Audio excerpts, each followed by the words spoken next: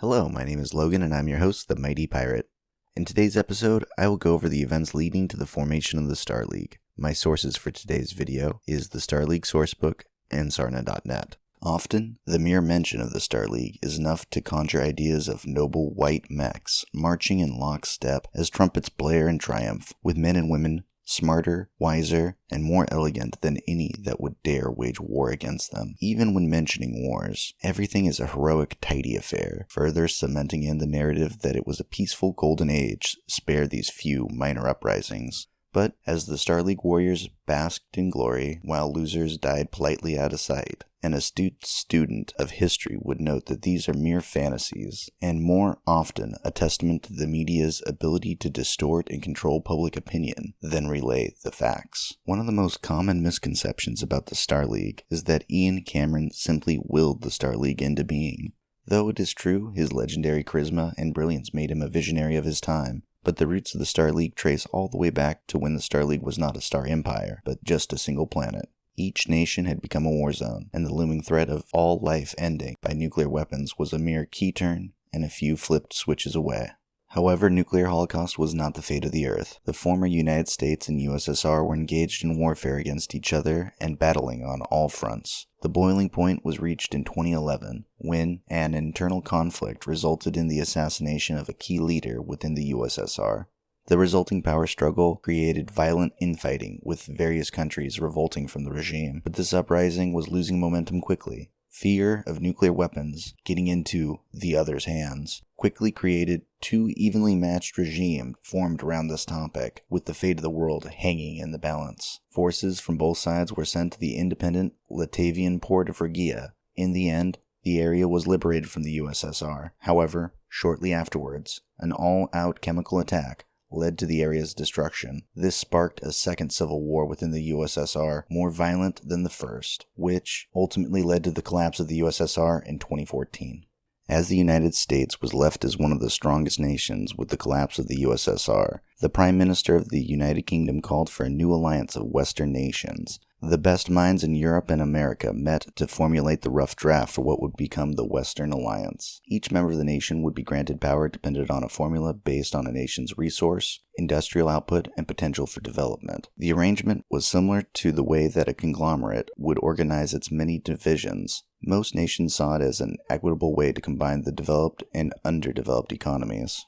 Many leaders within the United States were against this alliance, fearing they would lose both power and prestige. It was only after lengthy negotiations, escalating to a full boycott of all American resources and products, before the United States would join the alliance. And by 2018, the USSR, as well as the nations formed as a result from its collapse, had also joined this alliance. It was not long after that more and more nations began to join. Seeking the important benefits of membership, resources were being poured into scientific research to improve the quality of life rather than into the production of more efficient weapons. Under the alliance treaties, science and technology was shared among member nations, leading to the quick and democratic spread of new ideas and equipment. This time of unity saw development of a prototype fusion reactor at Stanford Universities in 2018 by Thomas Kearney and Takayoshi Fushida, establishing the notoriety of the world's most notable scientists. Their work was published in a paper titled "What Happened to the Universe When Einstein Wasn't Looking," and then posted their further findings in 2019 in a paper labeled "Einstein's Theories, the Cooked and the Raw." A full-scale fusion reactor is completed by a team of Harvard, MIT, and General Motors engineers in 2020, creating near-endless energy. Kearney and Fushida published their infamous paper titled "Now What?", followed by Pandimensionality. The scientific community discredited the papers, and both scientists lose their jobs. It is noted that shortly afterwards, Takayoshi married Catherine Kurita, and their descendants would go on to form the Draconis Combine. It would not be until 2024, and after an extensive naval warfare, that the remaining major powers of the time would join the Western Alliance. And shortly afterwards, the alliance was renamed to the Terran Alliance. This time of peace led to the fusion drive being developed in 2026, and the first manned mission to Mars in 2027 on the AS Columbia. By 2086, more than 120 nations, accounting for 80% of the total human population, was counted among the Terran Alliance. It was about this time the benevolent attitude towards their poor nations changed. The formulas that had served the Alliance earlier had grown to a mass of incredibly complex equations, all of which led to more demand for goods with less pay for these same goods. Strikes became commonplace, and as the strike spread, violence would break out, leading to further lockdowns of the worker nations. Despite this chronic and spreading situation, it was kept from the public eye through effective media, praising the scientific discoveries of the time, rather than sharing news about the ruinous wars. As fusion reactors developed, they shrank to 10% of their original size. As a result, operation costs were lowered, creating readily available, cheap atomic power. Technology and techniques for cleaning up Earth's destroyed environment created the technology eventually leading to the terraforming of Mars and Venus. These developments led to a theory of hyperspatial field, using the work in Kearney and Fushida's final papers. This became a top research priority and was known as the Deimos Project. Scientists developed the first faster-than-light powered ship, and it made its first voyage to Tau Set in 2108. After this triumph, the Terran Alliance set about making colony and exploration ships. With this new, yet highly expensive jump drive, named KF drives as a constant namesake to the two scientists that made it possible. But not all were rejoicing at the prospect of funding these outlandish projects, causing violent outbreaks among many nation-states as they imposed further demands of an already taxed system. But more nations agreed that the project should go forward if humanity was to survive. With interstellar travel now possible, combined with increasing political chaos, this created the human desire to explore and leave their homeworlds. Millions set off on this journey, and by 2116, the first interstellar colony was established on Tau Set 4, and was further known as New Earth. By 2140, there was just over 600 colonies. The Terran Alliance was not equipped to govern planets light years away, so compliance was enforced by withholding technical support and equipment from unruly colonies to force them into compliance. But as time marched on, every colony swelled in size, and many became self-sufficient. This led to growing tensions between the colonies and the Alliance over allegiance to local authorities or to their homeworld of Earth. As debates turned to conflict, the Alliance withheld water shipments, quelling the resistance. In 2177, the stranglehold on colonies was broken with the formation of the Ryan Cartel and its fleet of iceberg-toting jump ships. These water merchants could provide frontier worlds with water, eliminating people's dependence on Earth. Meanwhile, on Earth, in the capital of Geneva, two political parties argued and debated. They were the expansionists and the liberals, each claiming moral superiority to the other, with the expansionists claiming rule over all men and women, no matter how far away. The expansionists had been the controlling party since the development of the hyperdrive, and had no qualms about use of force or even military action to put down unrest in rebellious colonies. On the other hand, the Liberal Party was earning a reputation of being saints with horns. Every year spent out of power pushed the party to more and more radical actions. Though they claimed to believe in the goodness of the individual, they would fail to come into power every year until they adopted the tough tactics of the expansionists. The shift in power came from a coalition of colonies on the edge of the human expansion, declaring their independence. The expansionist party demanded full-scale military action. Unfortunately for them, their global militia was more of a police force and less of an army. This resulted in a force of colonial marines and a branch of Earth militia being sent to these rebellious worlds. 18 months later, the Earth government was shocked to hear the reports from the few that had returned alive. Though superiorly armed and trained, the Marines were vastly outnumbered, had inaccurate maps, inadequate transportation and supplies, leading to heavy losses in every combat zone. While every action against the rebels seemed to just strengthen their resolve and determination for independence. Grossly confident that the force sent was going to be sufficient to stop the few disgruntled rebels, the expansionist government lost all credibility. This was the liberals' chance, and they leapt at it. They condemned their opponent's foreign policy and challenged the expansionists for their right to rule. This movement was gaining momentum among the underprivileged, further taking from the expansionist power base. Up till this point, other planets were little more than a novelty to the average citizen. However, when a secret memo was exposed revealing the government's intention to severely restrict travel and immigration to the colonies, citizens became both angry and frightened that their government would deny them this right. Suddenly, the poor and average citizen alike joined together in the Liberal Party, creating an overwhelming voting majority. The Liberals swept the elections of 2237, taking almost every office available. Though the expansionist prime minister was not obligated to resign, she had little choice due to overwhelming opposition from both the average citizen and political official. For the first time in decades, the Liberals were in power. They quickly set this power to work, and, after reaching office, declared all colonies outside of 30 light years were now independent from the Terran Alliance. Not all the colonies wished to be independent. Many more were not equipped with infrastructure or government to accommodate this change. Most egregious of all, the colonies were not consulted or even given a choice. It did not take long before the isolationism policy put the Liberals out of favor. The people on the frontier suffered greatly, despite the uncharacteristic altruism of conglomerates attempting to bring them supplies. The now abandoned colonies fueled disdain for the Alliance government, and demonstrations grew more and more common. While distant colonies starved to death due to food shortages, the ruling government's new obsession and solution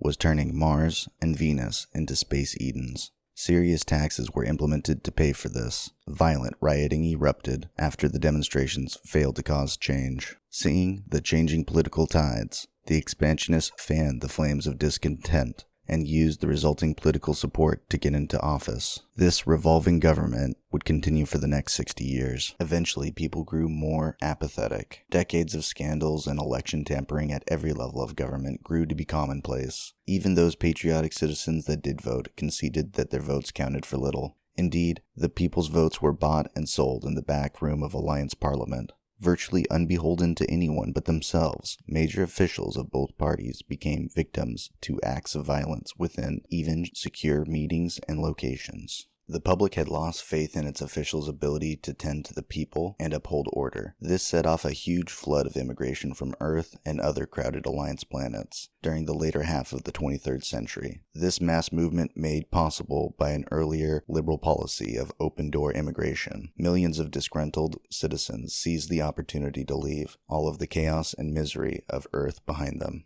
The large conglomerates' effort to relocate and supply this huge surge of colonists pushed many of them to their financial limits and beyond. Humanity's focus was on survival, and what little research was done was just used by the political parties to discredit each other. As so many left Earth, the Alliance economy couldn't support their spending. Social welfare programs began to break down and then ceased to exist. Even something as simple as getting a driver's license became a nightmare of law and regulation. The Alliance Global Militia adopted a policy of non-political involvement after their humiliating defeat and the resulting fallout. Over the next few decades, they grew steadily in equipment and funding, eventually redefining themselves into a true military force. At the end of the 23rd century, it seemed only the AGM had any long-term goals and ways of implementing them. Youth flooded into the recruiting offices, eager to find a way out of the chaos of their times. As this trend continued, recruiters had to turn away more and more applicants, steadily increasing the requirements to serve. These changes led to one of the most famous and final admirals of the Terran Alliance, James McKenna, a Canadian-born citizen. He would have likely grown up to be a lumberjack if it were not for his remarkable aptitude for the sciences and history, as well as his family's long line of military service to both the Terran Alliance as well as the Western Alliance before that. When he was given a scholarship to the Naval Academy in the United States, he graduated with honors. His early career was field promotions for unsurpassed ability to handle space vessels, followed by dropped rank for bad conduct or being outspoken. After the 5th time this happened, he would follow the rules, but never lost a tendency to question or challenge the status quo. Years later, after extreme effort, James McKenna attained the rank of admiral and took command of the Alliance Navy in 2295. With few superiors and an easily influenced political system, James was able to get funding and permission to manufacture warships. Up till this point, ships were transport craft, so the idea of building ships up to this scale seemed like a gross waste of funds to the average citizen. But the average citizen didn't have any say in the matter. The first Dreadnought-class warship was launched in the year 2300, and over the next 14 years, 6 more Dreadnoughts, along with 20 lesser warships, were created in the shipyards of Earth, Mars, and Venus. In 2310, a new political party was established called the People's Independence Party, or PIP. They claimed to be the voice of the forgotten. By staging elaborate rallies, the movement gained an enormous following from the previous non-voters. At the core of this movement was Grant Zoley, who was killed in his New Zealand mansion shortly after switching his party's endorsement for the elections just days before voting. The People's Independence Party was in an uproar. A war of assassins was funded between the expansionists, the liberals, and the PIP, each thinking the others were to blame as more key officials fell. Martial law was invoked planet-wide, with the AGM being sent to New Zealand, where the rioting and rebelling was most dense. In response, the Liberals produced evidence that the expansionists had issued an order to kill Grant Zoli. This was later disproved, but the accusations caused an unsanctioned action in which 30 armed guards of the Liberal Party left their posts and traveled to the expansionist headquarters. They stormed the building and killed everyone inside, in a stunningly brutal display of force. The expansionists attacked the Liberals in kind. Soon, battles of thugs from both sides were in violent conflict all over the world. This led to both parties unleashing their secret police forces. These heavily armed and armored detachments were fanatically loyal to their respective parties. Though made with the intent to stop the other side's police force, thousands of civilians were killed in the crossfire. Though the AGM had stayed mostly out of the fighting, the Battle of Zurich and the Battle of Bangkok were key points where the AGM was involved, specifically at the request of James McKenna. But these actions had little lasting impacts, and the fighting continued to engulf the entire planet. On June 2nd, 2314, the AGM fleet fired from orbit onto Earth just off of the coast of Scotland and Australia, destroying tiny islands nearby, but causing massive damage. As the broadside concluded, James McKenna broadcasted the following message: "To the men and women of humanity's cradle, attention, this is Fleet Admiral James McKenna, on board the warship Dreadnought. The destruction of the islands near Scotland and Australia was accomplished by the combined fleets of the Alliance Global Navy. I gave the order to open fire, and I am just as ready to give a similar order should anyone on Terra attempt to jam my message to its people. You have all been suffering through a bitter war. Many, mostly the innocent, have been injured or lost everything they own in the fighting. Even the fortunate few who have gone unscathed thus far must have some friend or loved one that has suffered. Terra has become a dark place these past few weeks, with little hope of getting brighter. I ask you now, what is the purpose of this suffering? Do you believe this war is a true and honorable one that will make your lives any better? Do you honestly believe that if one side or the other wins, it will benefit you? It is my view, all of us have been duped by the lies and deceits of a few wily politicians. They have led you to believe that this war somehow will end your and the Alliance problems once and for all. They lie. They struggle for personal power, not for your benefit. It is time for change. The government is corrupt and must go. We must bring back the voice of the people so that it may be heard. I propose the founding of a new government to replace the Alliance. A strong government, responsive to its people, unburdened by the constraints of useless elections. A strong government will reestablish Terra as the proper center of humanity. Fellow humans, it is time that we cease to behave in the violent ways of Homo sapiens, and begin to behave in the ways of Homo stellaris, men and women of the stars. Those who share this view need only lay down their weapons and return home to await further messages. Those who do not agree to change had best be warned. I intend to hunt every last one of you and feed you to the public that has been so badly abused." McKenna's words silenced the world. Nearly every military unit returned to their respective barracks. The streets flooded with citizens cheering in support of Admiral McKenna and his New World Order. Most leaders of the two parties, as well as a few rebel units, refused to surrender their right to kill one another over politics. True to his word, Fleet Admiral McKenna unleashed the firepower of his ships on exposed targets, and those that hid from the bombardments, McKenna unleashed colonial marines to root them out alive, if possible, dead if not. Those few remaining liberal and expansionist officers that were captured were turned over to the local authorities. Many of these former leaders were sentenced to life in prison. 20 were executed, and only 5 survived the culling. After the dust settled, Admiral McKenna aboard his warship issued the Hegemony Charter. This document saw the former government dissolve and saw the rise of planetary governors. These governors would have ultimate authority over the planets they ruled. there would be an election, and even though it was until his death or voluntary retirement, and that McKenna would be able to rule over all of them without legal recourse, he still won the election with little opposition. Maybe it was because he had a fleet of ships with world-ending weaponry. Maybe it was because the people were tired of fighting. Most likely it was accepted because anything seemed better than constant warfare. For those that put McKenna in office, this new form of government would do little to change their lives. Governments were reformed, but with many changes favoring those that were already in power, with the only real major revision being that McKenna could remove them from office if he wished. It was McKenna's belief that corruption in the Alliance was due to how easily politicians and governments could be overthrown. Because of this, politicians were in constant fear of their political lives and their governments collapsing before they could make any meaningful changes. To prevent this from happening, McKenna had the charter outline that a planetary congressman would be elected for a 2-year probationary period. Then, if successfully re-elected, would get an 8-year term. A planetary governor would serve for 18 years and could only be impeached if convicted by a court of law, as well as a referendum showing that the planetary majority wished to depose them. Ruling all of these planetary governors was the Director General. Below that was the High Council of 9. These were the most qualified planetary governors as chosen by the Director General and would serve until voluntary retirement or the Director General's discretion. Below that, in terms of importance and influence, was the rank of President of the Hegemony Congress. This office would be elected by the people of Earth and serve as the Director General should the General be away from the capital or otherwise unable to fulfill his duties. Huge budgets were granted to the military if any official wanted to further their own agenda. Taxes were reduced throughout the hegemony, but demands for civil service, building materials, and land allotments for military rose on every world. Political parties were outlawed.